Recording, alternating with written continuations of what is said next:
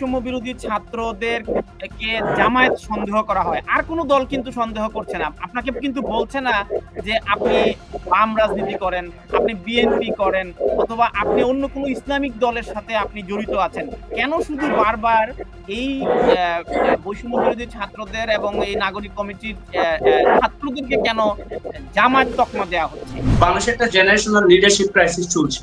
সেখানে একটা গ্রুপ আসলে আজিজ ভাইয়ের মতো কথা বলে যে থামায় যান এরকম করে। মূল ব্যাপারটা হচ্ছে কি, আপনার এন্টায়ার যে আন্দোলনটা হয়েছে সেটা তো সকল রাজনৈতিক এবং অরাজনৈতিক ছাত্রদের সম্মিলিত প্রচেষ্টায় তো এই আন্দোলনটা হয়েছে। এগুলো আসলে ফ্যাসিস্টের সময়ে এটা একটা বাইনারি পলিটিক্স। এখন আপনি যদি কোনো মানুষের কথার টোন দেখে যদি আপনি তাকে ট্যাগিং করে তার উপর নির্যাতনটুকু করেন, এই ফ্যাসিস্টের সময়ে এই আলাপগুলো ছিল। ফ্যাসিস্ট পরবর্তী সময়ে কিন্তু আমরা কোনোভাবে এই আলাপগুলোকে গ্রহণ করছি না। যে ডান বলছেন, যে বাম বলছেন, এই রাজনীতির মধ্যে দিয়ে নাই। এবং যেই ছেলেটা 5 আগস্টে সে বৈষম্য বিরোধী ছাত্রদের ব্যানারে কিন্তু আসছে, সেই জন্য আমরা বলছি যে কোনো মানুষের তার রাজনৈতিক পরিচয় দিয়ে তার নাগরিক অধিকারটুকু যাতে হরণ করা না হয়। IPCO brand selects only the best products for our customers. কেন বৈষম্য বিরোধী ছাত্রদের কে জামায়াত সন্দেহ করা হয়, আর কোনো দল কিন্তু সন্দেহ করছে না, আপনাকে কিন্তু বলছে না যে আপনি বাম রাজনীতি করেন, আপনি বিএনপি করেন, অথবা আপনি অন্য কোনো ইসলামিক দলের সাথে আপনি জড়িত আছেন।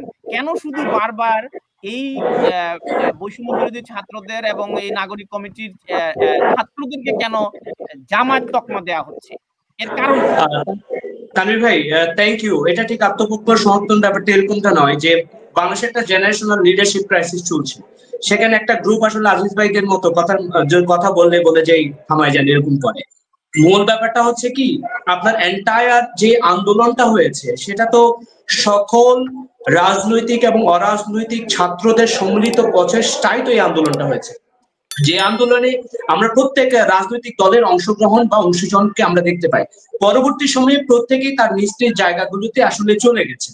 এবং এখনো যারা আপনি যখনই এই আলাপগুলো এই যে কে কার হয়ে আসছে, কে বাম হয়ে আসছে, কে ডান হয়ে আসছে, কে শিবির হয়ে আসছে, এগুলো আসলে ফ্যাসিস্টের সময়ে এটা একটা বাইনারি পলিটিক্স। যে বাইনারি পলিটিক্স এর মধ্য দিয়ে সাধারণ মানুষের নাগরিক যে অধিকারটুকু আছে সেই অধিকারটুকু হরণ করা হয়েছে তার একটা রাজনৈতিক পরিচয়ের মধ্য দিয়ে।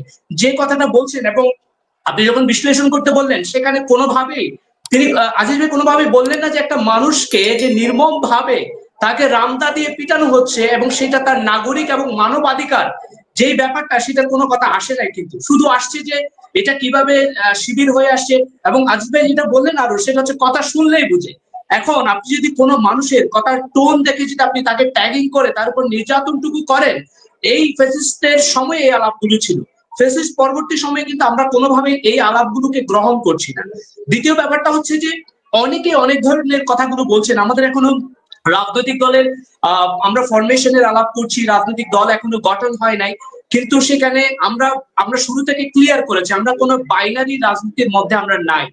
যে ডান বলছেন, যে বাম বলছেন, এই রাজনীতির মধ্যে দিয়ে নাই। এবং যেই ছেলেটা 5 আগস্টে সে বৈষম্য বিরোধী ছাত্রদের ব্যানারে কিন্তু আসছে, ওই সময়ে সে কোনো ধরনের অন্য কোনো ব্যানার কিন্তু সেখানে ছিল না। এখন যেই ধরনের ট্যাগ গুলো করা হচ্ছে, এটা আসলে নতুন রাজনৈতিক বন্দোবস্ত বা বাস্তবতায় যেখানে তরুণদের নেতৃত্বে আগামী বাংলাদেশটা পুনর্গঠন হবে, সেখানে কিন্তু একটা গ্রুপ অফ পিপল, আমি বলছি একটা জেনারেশনাল লিডারশিপ ক্রাইসিস, তারা কিন্তু আলটিমেটলি কোনো না কোনো ভাবে ট্যাগিং করে তারা এই রাজনৈতিক শক্তিটাকে, তরুণ রাজনৈতিক শক্তিটাকে তারা আসলে দমিয়ে রাখার চেষ্টা করছে। এবং এই ধরনের আলাপগুলো আমরা নানাভাবে শুনেছি, আমাদের পক্ষ থেকে কিন্তু প্রতিটা সময় এটা ক্লিয়ার করে ফেলা হয়েছে। যারা যেভাবে আসুক, আপনারা তো নিজেরাই দেখেছেন যে যখনই আসছে যাদের আইডেন্টি আছে তারা আইডেন্টিতে চলে গেছে, এবং যাদের আইডেন্টি নাই, আলটিমেটলি যারা সাধারণ ছাত্র হয়ে এত বড় একটা জনগোষ্ঠী যারা এই রাষ্ট্র সংস্কার এবং গণঅভ্যুত্থানে অংশগ্রহণ করেছে, তাদের প্রত্যেকের পরিচয় কিন্তু একটাই, যে ফ্যাসিস্ট বিরোধী যে নতুন রাজনৈতিক বন্দোবস্তে সে এখানে একজন অংশীদার।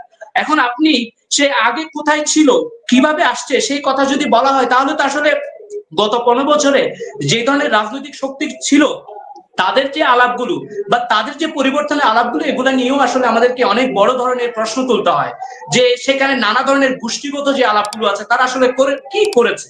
এই প্রশ্নগুলো কিন্তু এখানে গুরুত্বপূর্ণ।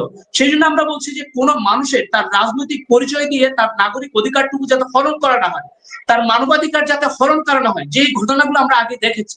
এই বাইনারি পলিটিক্স থেকে বের হয়ে আমরা বলছি যে নতুন রাজনৈতিক বন্দোবস্তে যেখানে প্রত্যেকটা মানুষ তার নাগরিক অধিকারটুকু চর্চা করবে, ছাত্র এবং বিশ্ববিদ্যালয় ক্যাম্পাস গুলোতে একটা সুষ্ঠু পরিবেশ থাকবে এবং সেখানে একজন ছাত্র তার সকল ধরনের অধিকারের চর্চাগুলো সে যাতে করতে পারে। এবং আপনি যদি মনে করেন যে কে কার মধ্য দিয়ে কোথায় আসছে, এই প্রশ্নগুলো আসলে যেসব সংগঠনের কথাগুলো বলছেন আপনারা সেসব সংগঠনগুলোকে করতে পারেন। আমরা যেটা মনে করি, আমরা সকল গণঅভ্যুত্থান পরবর্তী সময়ে সকল রাজনৈতিক শক্তি এবং সকল ছাত্র যারা বিশেষ করে এবং একজন এই গণঅভ্যুত্থানের গুরুত্বপূর্ণ সামনের সারির নেতাকে যেভাবে ট্যাগ দেওয়া হয়েছে, আজিজ ভাই যে কথাটা বলছেন, এই বিষয়গুলো আসলে এই অন্তত এই সময়ে দাঁড়িয়ে এই আলাপগুলোর কোনো ধরনের ন্যায্যতা নাই।